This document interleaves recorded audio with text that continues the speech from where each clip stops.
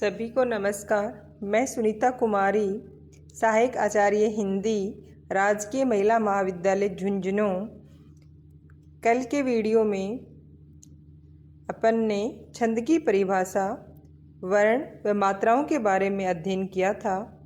आज हम मात्रिक छंद, दोहा, रोला, हरी गीतिका व छप्पे के बारे में अध्ययन करेंगे। इन छंदों को पढ़ने से पहले हम ये देख लेते हैं कि यति और गति क्या होती है, यति का मतलब क्या है और गति का मतलब क्या है। यति का शाब्दिक अर्थ होता है ठहरना।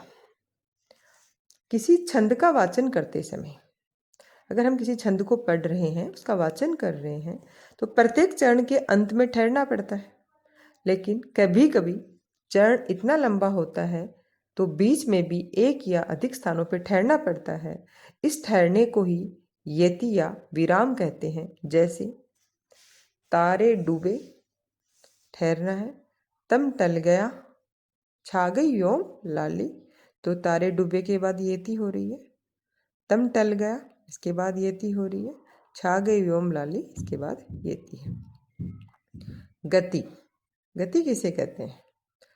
छंद को प्रभावपूर्ण ढंग से पढ़ने पर जो लय उत्पन्न होती है उसे गति कहते हैं। यानी कि छंद का जब हम वाचन करते हैं, उसमें जो उतार चढ़ाव आते हैं उसे ही हम क्या कहते हैं? गति कहते हैं। इसके द्वारा छंद में संगीतात्मकता और ध्वन्यात्मकता आ जाती है। प्रत्येक छंद के पढ़ने की एक विशेष गति होती है।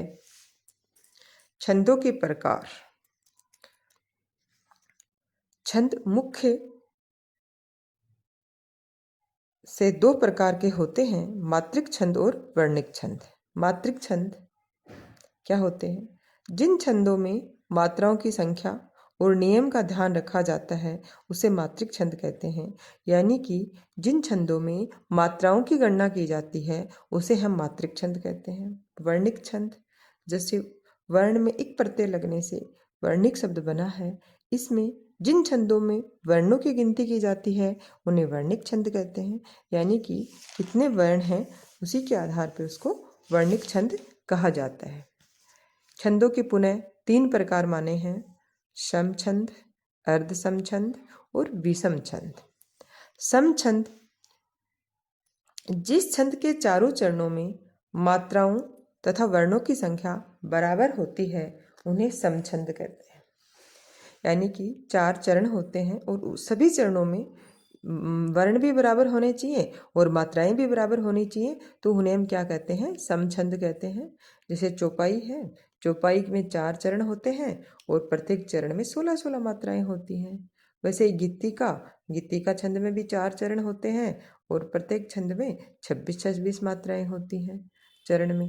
हरी गीतिका में भी 4 चरण होते हैं और प्रत्येक चरण में 28-28 मात्राएं होती हैं, इसलिए ये सभी छंद समछंद हैं। अर्ध समछंद जिस छंद के पहले और तीसरे यानी कि विषम चरणों में तथा दूसरे और चौथे यानी कि सम चरणों में मात्राओं अथवा वर्णों की संख्या बराबर होती है उसे अर्ध समछंद कहते हैं। जैसे इसमें दोहा और सोरठा के उदाहरण आते हैं। दोहा छंद में पहले और तीसरे चरण में 13 मात्राएं होती हैं और दूसरे और चौथे चरण में 11 मात्राएं होती हैं।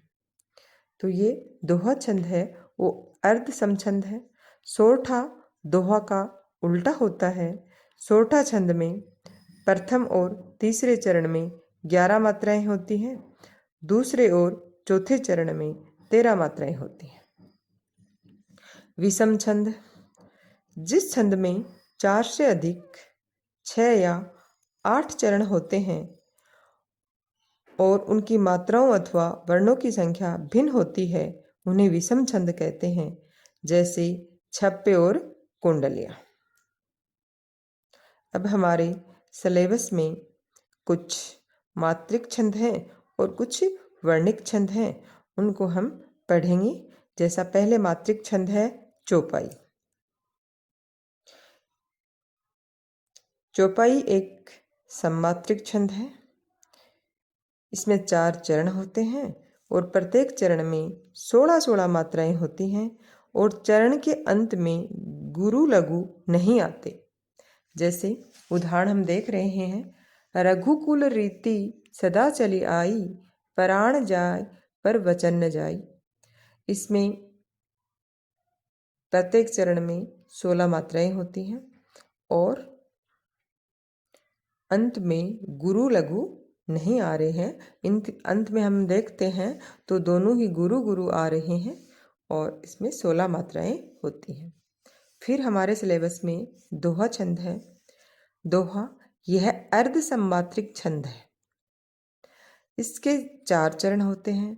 विषम चरण, विषम चरण का मतलब है 1 और 3 चरण में 13-13 मात्राएं होती हैं। सम चरण, सम चरण का मतलब है 2 और 4, इसमें 11-11 मात्राएं होती हैं और अंत में गुरु लघु आते हैं कि अंत में गुरु और लघु आते हैं।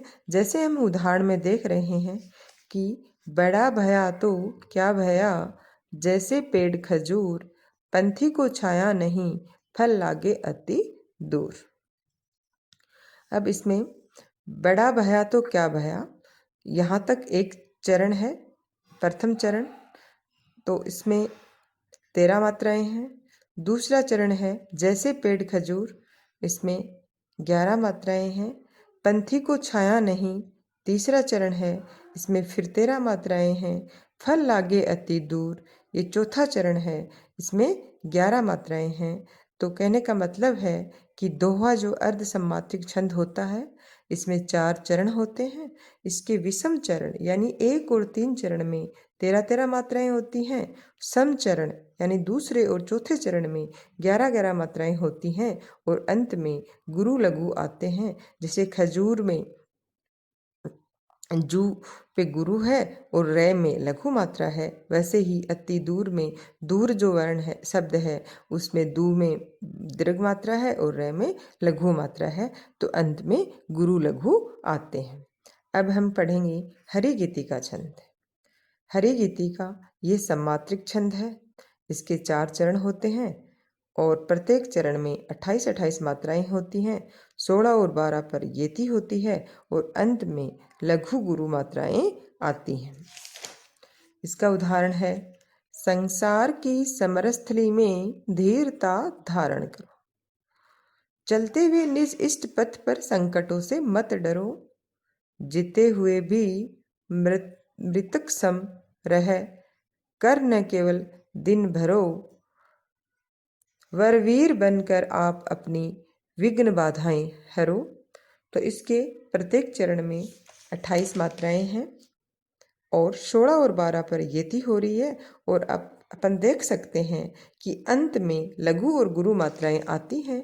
जैसे कि करो में कै में लघु मात्रा है और रो में गुरु मात्रा है, डरो में कै में डै में लघु मात्रा है और रो में फिर गुरु मात्रा है, भैरो में भै में लघु मात्रा है और रो में गुरु मात्रा है और है में लघु मात्रा है और रो में गुरु मात्रा है। अब हम पढ़ेंगे रोला छंद। ये सम्मात्रिक छंद है। इसमें 24 मात्राएं होती हैं। 11 व 13 मात्राओं पे येती होती है। वैसे तो ये देखने में सोरठा के जैसे लगता है, लेकिन इसमें कुल 24 मात्राएं होती हैं और 11 और 13 पे येती होती है, क्योंकि सोरठा के भी प्रथम चरण में 11 मात्राएं होती हैं और दूसरे चरण में 13 मात्राएं होती हैं। लेकिन रोला छंद है, इसमें टोटल 24 मात्राएं होती हैं। अब इसका उदाहरण है, नीलांबर परिधान हरित पट पर सुंदर है, सूर्य चंद्र युग मुकुट मेखला रत्नाकर है, नदियां प्रेम परवा फूल तारा मंडल है, बंदीजन खग वृंद शेष फन सिंहासन है। तो इसके प्रत्येक चरण में 24 मात्राएं हैं। 11 व 13 पे येती हो रही है और ये एक सम्मात्रिक छंद है। अब हम छप्पे छंद पढ़ेंगे। यह भी सम्मात्रिक छंद है। इसके 6 चरण होते हैं। ये रोला तथा उलाला के मेल से बनता है, अर्थात प्रथम 4 चरणों में 24-24 मात्राएं वह 11 व 13 परियति होती है और अंतिम 2 चरणों में 28-28 मात्राएं 15 व 13 परियति होती है। जैसे हम उदाहरण देख सकते हैं। नीलांबर परिधान हरित पट पर सुंदर है, सूर्य चंद्र युग मुकुट मेखला रत्नाकर है, नदिया प्रेम परवा फूल तारा मंडल है, बंदीजन खग वृंद से स्पन सिंहासन है।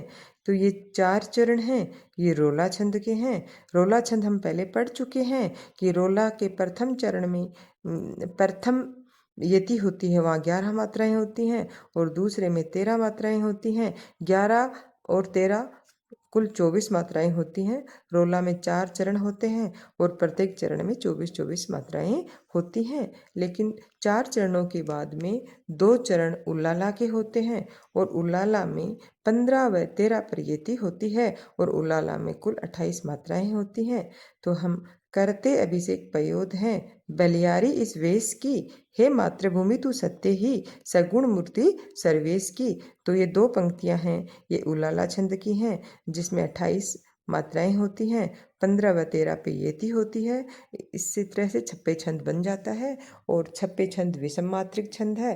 इसके नाम से ही हमें पता चल रहा है कि इसमें 6 चरण होते हैं, 4 चरण रोला छंद के होते हैं और 2 चरण उल्लाला छंद के होते हैं।